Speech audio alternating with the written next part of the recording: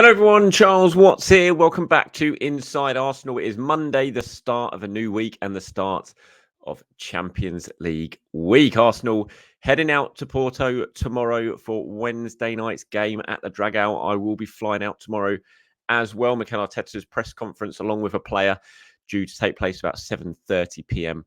tomorrow night to preview that game. Hopefully, depending on my flights, because I've got to have a stopover in Madrid on the way to Porto. Hopefully I make it in time and I will be there for the press conference. So keep your eyes peeled for all the usual stuff from me. Myself and James Benj are going to be sitting down a little bit later on today to do a kind of mini Inside Arsenal Extra Time. I'd probably describe it as.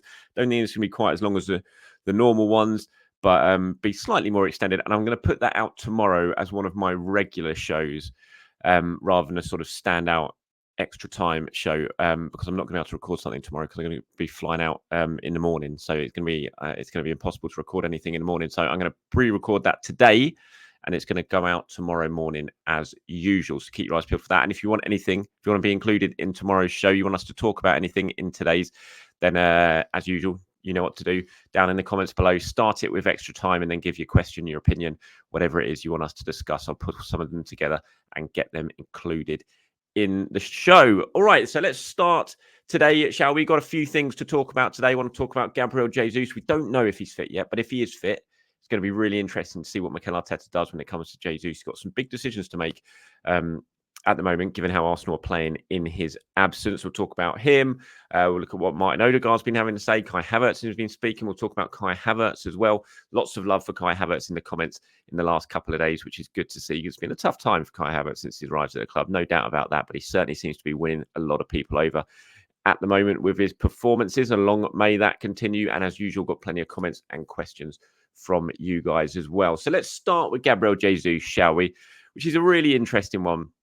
I kind of touched on it briefly yesterday when I was talking about how Arsenal have been playing in his absence with Leandro Trossard playing as this false nine and, you know, how this seems to be just freeing up the Arsenal attack a little bit. I don't necessarily think that's because Jesus isn't there, because I think if Jesus is there and he's fully fit, then Arsenal can still play like they're playing as they are now. The only issue with Jesus is obviously with the injuries, whenever he comes back and whenever he's fit, he's got to play himself into form, play himself into fitness, and that can take a few games. And so when I look at this imminent return, whenever it is, whether it be at Porto on Wednesday night or whether it be against Newcastle, whenever, do you throw him straight back into the side? And that's a big decision for Mikel Arteta because, look, Gabriel Jesus is his number 9. He's his main man. He's his striker, the man he brought in to transform Arsenal's world, as Mikel Arteta described it. And he did transform Arsenal's world. There's no doubt about it. He was so transformational last season in terms of how Arsenal played and what we've been used to when it came to their attack. But in his absence, there's no doubt last season when Leandro Trossard was playing in that false 9 role, Arsenal played very, very well. Trossard played very, very well. And the players around him played very, very well. And we're seeing that again now. At the start of the season, when Jesus was out, it was Eddie Nketiah who was coming in and playing.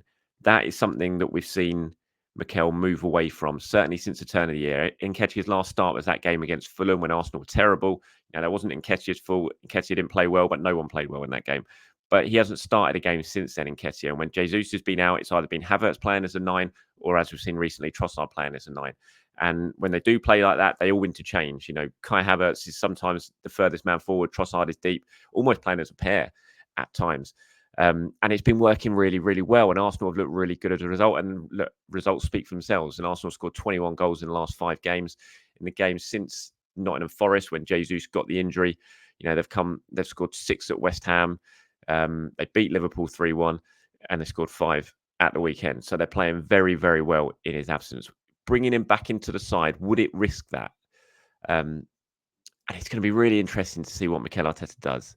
It really does. Because like I said, Jesus is his 9. And you've got to remember, Jesus' last game was Nottingham Forest away when Arsenal won and Jesus scored 1, set up the other one and was named man of the match. So he's a very good player.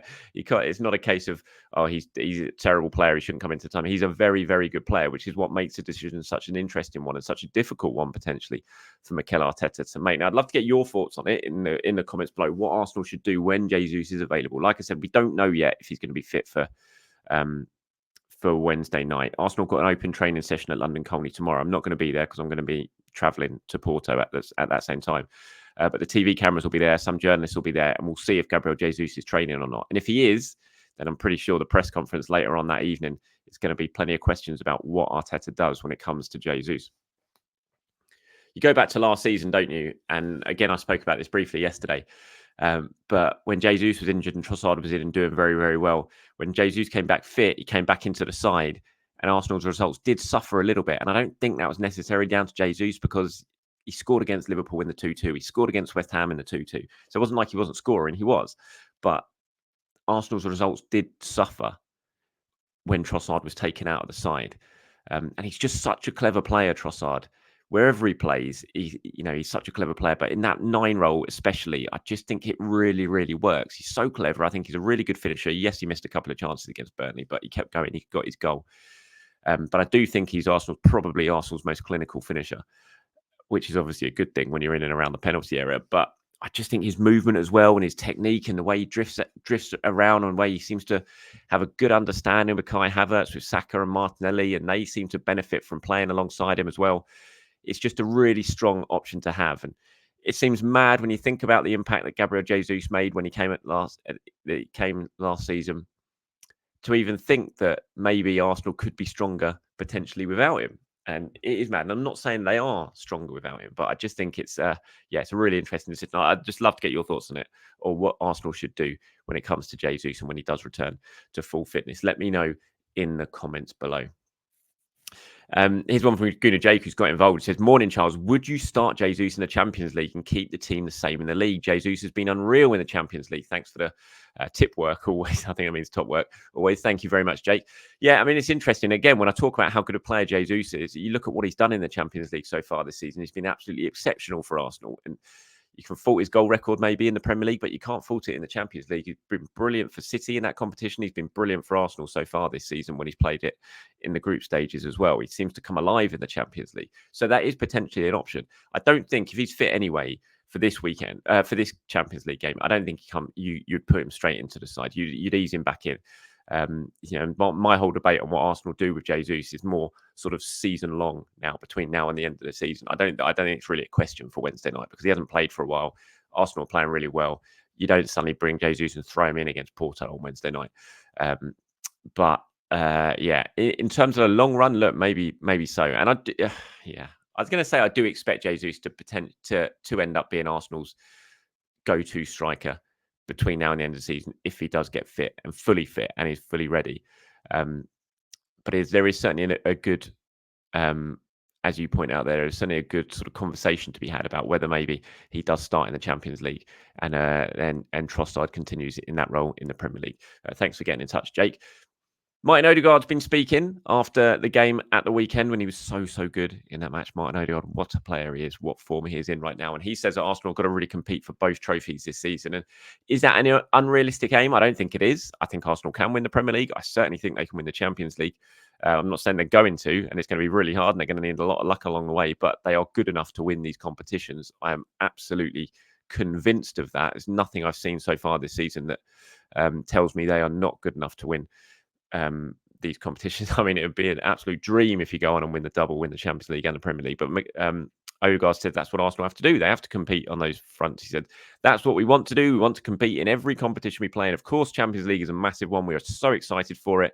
We just want to focus on ourselves each game, keep improving every game, and we'll see how it goes. We're in a really good moment now. We have to use that momentum, keep building on it, and we will see. And Arsenal are in a good moment, and they do have that momentum. And when you talk about, are they peaking at the right time? If they learned the lessons from last season when they flew out of the blocks and then ran out of steam in the second half of the season, have they done it the complete opposite way around this time?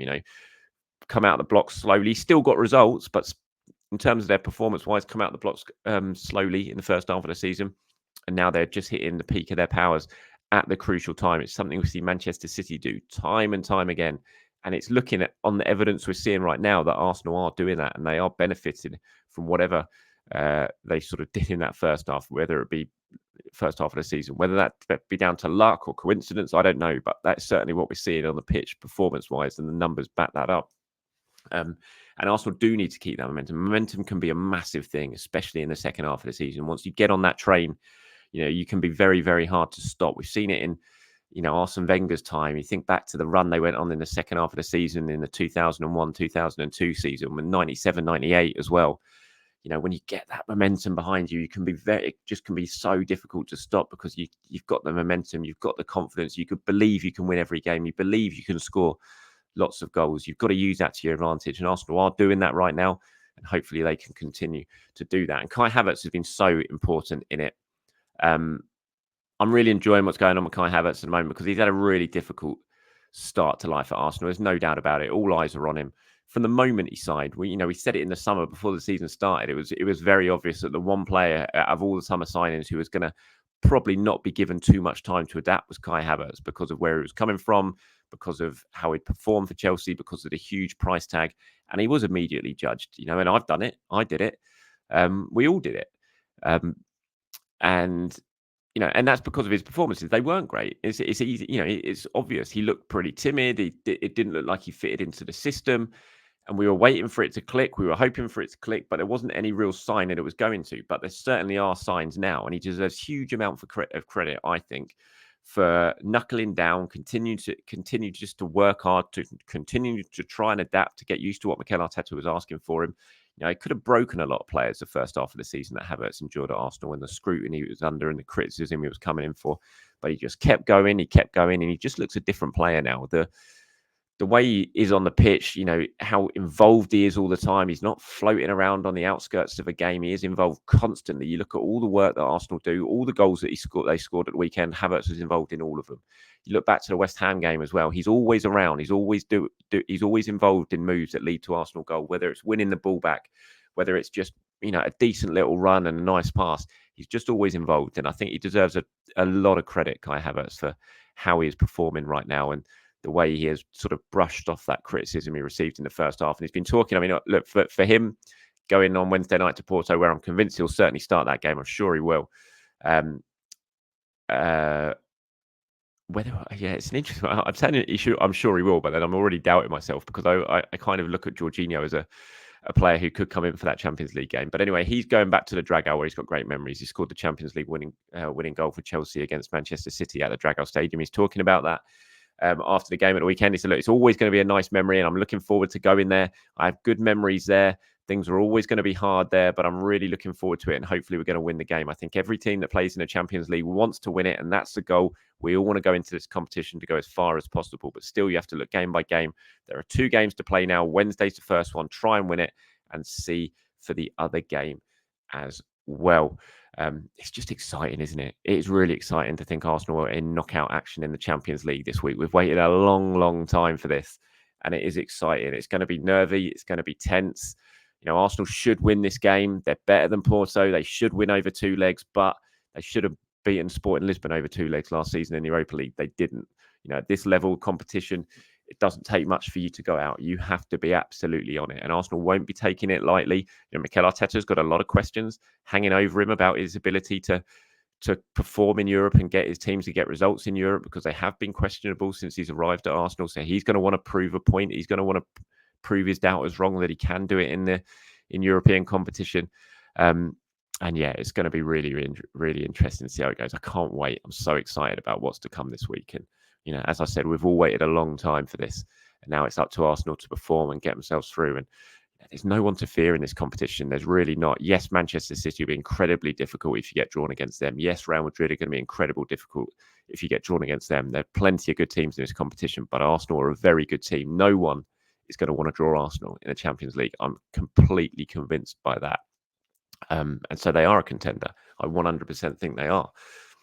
Omar has got in touch about Kai Havertz, sort of following on from that conversation. He says, Havertz is so underrated by most Arsenal fans because he's not as pleasing on the eye as many of our other players. He works really hard, wins most of his aerial duels, and creates chaos every time he's involved to play. Yeah, Mikel was speaking about him before the Burnley game, says he loves what he brings to the team. He loves being able to call on him.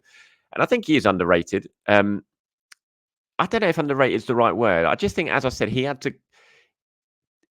to survive or come through an awful lot of criticism earlier on, and that was always going to come his way, like I said, because of where he came from, because of his price tag, and because Arsenal fans, a lot of them quite rightly, thought, do we really need to be spending £65 million on this guy? Couldn't we have spent that money better? And I think those questions are still there. They haven't gone. He's got to continue to perform, and he's got to continue to get better, score more goals. There's plenty of room for improvement still when it comes to Kai Havertz, but I don't think it's a case of him being underrated. I just think, like I said, the Chelsea tag's a very difficult one to brush off when you come from Chelsea to Arsenal. Some players can handle it. Jorginho has.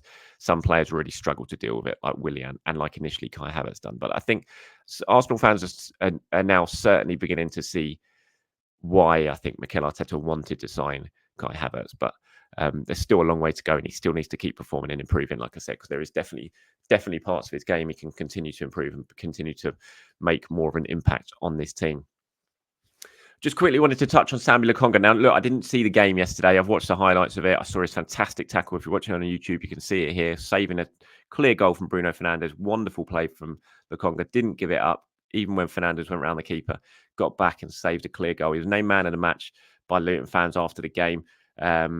And he's having a really good loan spell now. He's come back from his injury. He's really worked hard. He's got himself back in the team. He's having a really good loan spell. And this is an example at the moment of a loan spell working. Now, it's going to be interesting. A lot of people saying, could Lokonga come back and play a part next season? Personally, I don't think so. I think Arsenal probably moved on a little bit now from Sambi. There are going to be changes in midfield for Arsenal, so potentially he could. But I still think probably the most likely option at this stage is that Lokonga Arsenal will look to get some money back on Sambi come the summer. I think if Luton stay up, you would hope they would probably try and make that move permanent, such has been the impact that he's made, if he wanted to make that move, of course. But I think the most important thing is that the way he's playing right now is that even if Luton don't stay up and they do go down, that he's put himself in the shop window, and there'll be a lot of Premier League clubs looking at him and what he's done there and thinking, you know what, that would be a good signing. He's proven he can do it in the Premier League. And that will be an example of the loan system working for Arsenal, because there was no real market for Sambi last season. It hadn't really worked for him at Arsenal. He'd had some injuries. He hadn't forced his way into the team. It hadn't really worked for him. So it was a case of, what do we do? Let's get him out on loan, get him in the shop window, let him play, let him show, because he was always a good player. He was obviously a good player when he arrived at Arsenal. Just needed to show a little bit more personality on the pitch. And I think as he's growing, as he's playing week in, week out, he's showing that. And from what I saw from him yesterday, and certainly from what people who sat down and watched the whole game saw from him yesterday, against one of the country's top teams in Manchester United, that he is beginning to show that personality on the pitch, and that can only be a good thing. So congratulations, Sambi Lokonga. Hopefully he can finish the season very, very well. Richie here has got in touch. I'm going to finish today's show with a few of your comments and questions. As always, Richie's first up. He says, "Hi, Charles. I tend to agree with the general consensus that Rodri is the best DM in the world. However, if I had to choose between Rodri and Rice for the Arsenal team, it's the easiest of decisions for me. I would pick Rice. What are your thoughts?" I mean, that's a big one, that.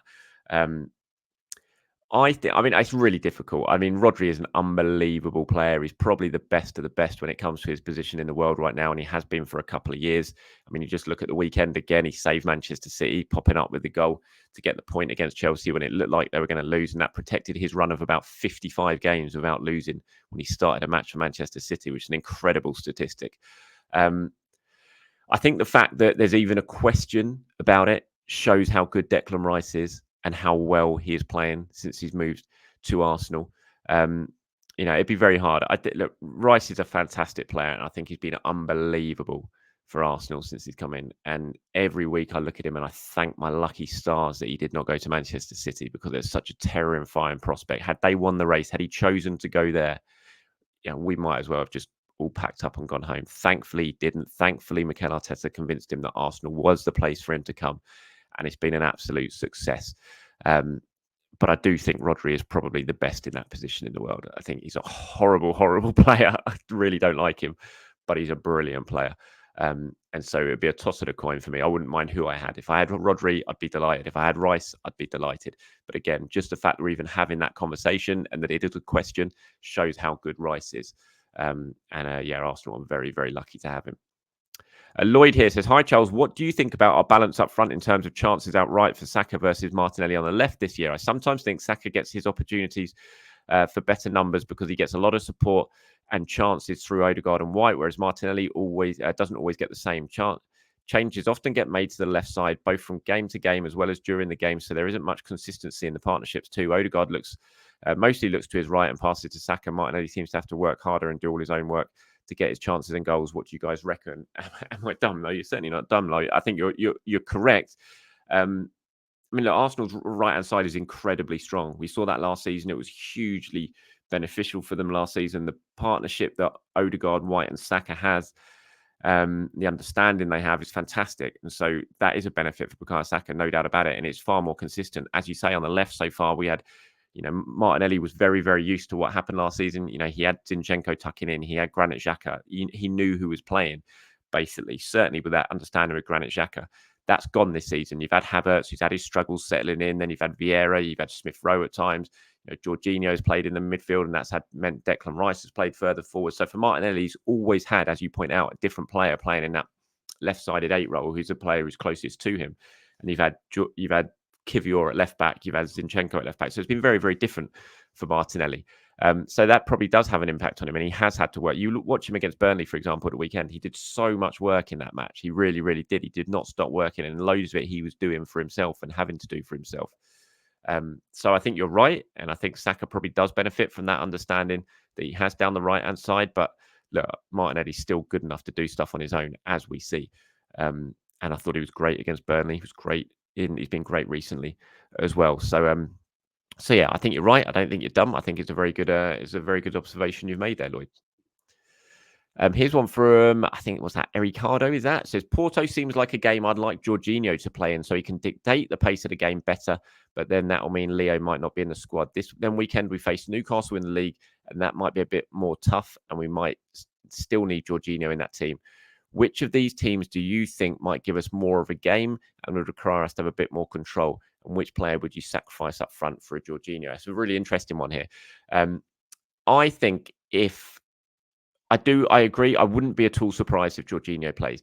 I think Arsenal, you've got to factor in they're going to have 3 games in 7 days this week. They've obviously got Burnley on Saturday, then they go to Porto on Wednesday, and then it's Newcastle on Saturday night at the Emirates. So it's a really difficult week, and it's a week where can the same team play those 3 games with European travel thrown into the mix? Probably not. So he is going to have to rotate his squad a little bit. He is going to have to factor that all in. I think Jorginho might play against Porto, and I would say maybe if that is the case, then it might be Kai Havertz up front and Trossard on the bench, and Jorginho comes in with Declan Rice. But I think Trossard certainly comes back for the Newcastle game. I think Newcastle will be difficult. We know they'll be difficult. They're a good team, but I think Arsenal are at home. I think the way they're playing right now, I'm not sure you need Rice and Jorginho in that team together. I think if you're going to have the extra sort of holding midfielder, Porto away in a game of 2 legs where you want to make sure you don't do anything stupid and you come back to the Emirates with the results still very much in your hands, then that's the one you look for a little bit more control in. So it wouldn't surprise me if Jorginho plays in that game. And if he does, I think Havertz might move up front and Trossard might potentially drop to the bench. But we'll have to wait and see on that. Whatever Mikel does, he's going to have plenty of strong options to call upon. And we don't even know yet who's coming back and who might be available. Like I said, we'll find out a little bit more on that in the open training session, which takes place tomorrow morning at London Colney. Okay, everyone, that is it from me. Thank you very much for watching or for listening. Like I said, we're sitting down with James Benge a little bit later on today to record Inside Arsenal Extra Time. That is going to go out as a regular show in the morning tomorrow while I'm flying over to Porto, and then hopefully I'll do another video later on in the evening after Mikel Arteta's press conference at the Dragao. Until then, have a very good day, everyone. I will speak to you soon. Bye-bye.